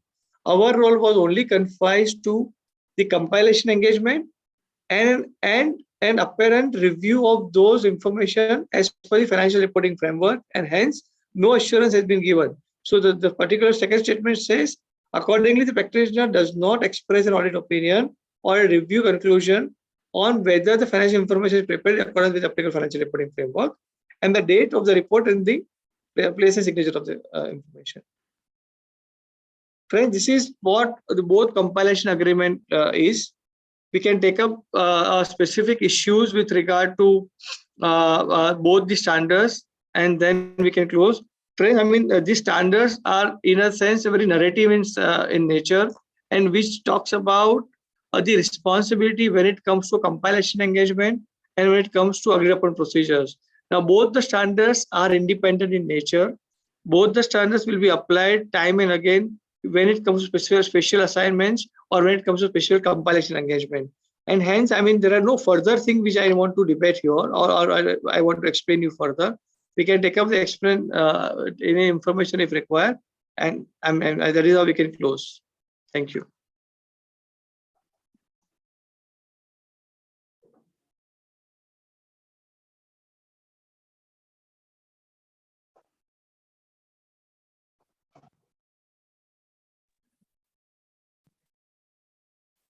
Any questions that anyone has, you can put it into the chat box, and Heneel ji will try to answer those.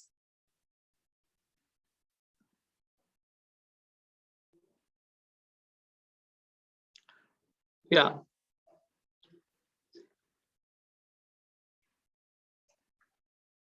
Yeah, I got a couple of questions now. So one question is that can we sign a balance sheet using 4410 subject to limited distribution, because bank only wants CS signature. They have nothing to do with what is written in the compilation report. Okay. So signing a balance sheet under 4410 is basically not the purpose of this 4410. See, 4410, when we are talking about, it is a compilation engagement. Here we are not giving any kind of assurance level as such to any of the am I audible? Yeah. Yes. Yes, sir, you're audible. Yeah. So we are not, I mean, we are not giving any confirmation on the or the assurance on the numbers. So compilation engagement will not really, work when it gives to a for limited distribution to the, especially to the bank. I would say either you go for a review engagement or you go for a agreed upon procedures, and wherein the terms of engagement will also include the requirement of the bank, and based on that this can be issued.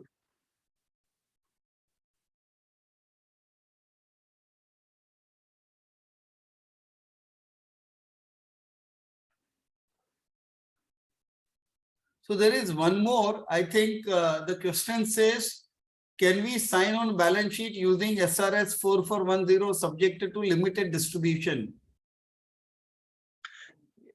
Yes, sir. So basically, I mean, 1140 is a compilation engagement, and we are not signing balance. So if we are giving an assurance level, then we can't sign under 4410. But if there are no assurance required by the bank and only a compilation information is to be, signed by the required by the bank, then yes, we can sign with the limited distribution under 4410.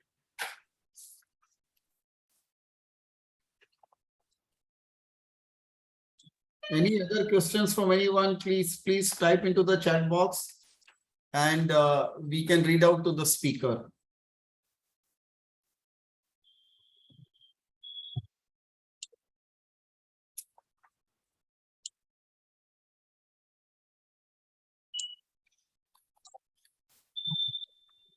And if it is not, I think we can go ahead. Yeah. Yes, please. So, friends, WRC Chairman CA Murtaza Kachwala sir is with us. So before concluding the session, I would request to our Chairman sir to please address to the participants. Thank you, Shweta. Let me first thank the speaker for today, Heneel Patel. Heneel, thank you very much for sparing your valuable time and sharing knowledge with all the participants. And I can still see 763 participants. So thank you, Heneel. Thank you, sir. Let me also thank the coordinator for today's program, Dharmendra Lunawat. Dharmendra ji, thank you very much. Maybe you can switch on your camera as well. Let me also thank Secretary WRC Shweta Jain. And I also have Regional Council member Pinky Kedia with me here in the room. So let me thank all the 20 Regional Council members for all the good work that is being done. And a big thank you to all the participants as well for joining in large number, especially on a topic on standard and auditing. But to my mind, I think essays are the basic foundation, and we need to really spend a little time, look at them.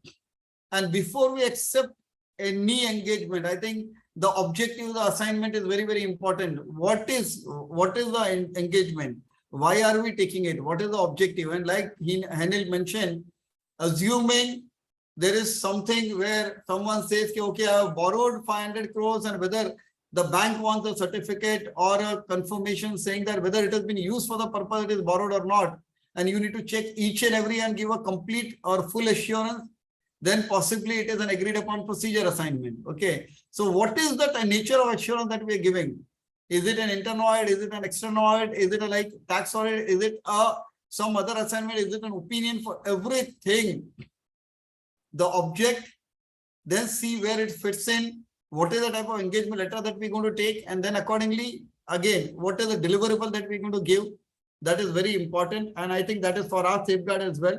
And depending again on the nature of assignment, we will decide whether what type of samples we are selecting, what type of work we are going to do, and what type of documentation and evidence we're going to keep before we issue that report or a certificate or whatever it is. So I think essays are important. We should focus on, and we have seen in case of disciplinary committee action, the members have done a lot of work, but ultimately when it comes to DC, our members are unable to prove what they have done. So like, how did they select? What is the sample? What is the work that they have done? So they are not able to explain. That is where is the trouble. And I think we should look at it. Let me also thank CA Paresh Clerk, another faculty, and Paresh Bhai is so senior, and I'm sure he also has got a lot to share with us. So Thank you. that, yes, thanks to all the participants, and over to you again, Shweta madam. Thank you. Thank you, Chairman, sir. So quickly move forward, and we'll request to Dharmendra Lunawat for the formal vote of thanks. Thank you, Shweta ma'am. Firstly, I would like to thank our speaker, Mr. Paresh Clerk, CM Paresh Clerk, and CA Heneel Patel for conducting webinar on the auditing standard V virtual. I also like to thank our chairman, CA Murtuza Kachwala, our vice chairman, Yashwant Kasar, and our WIC secretary, CA Shweta Jain, and all other regional council members for organizing webinar, which was need of the time for professional level also, and for as well as CPA requirement of auditing standards. I thank all the participants for attending the webinar and all the support staff of WIRC for smooth functioning of the webinar.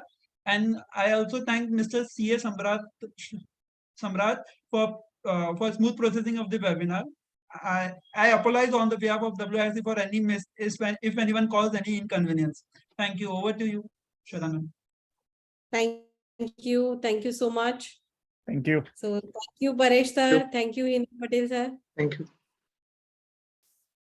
So of course, we are closing for the day. Thank you.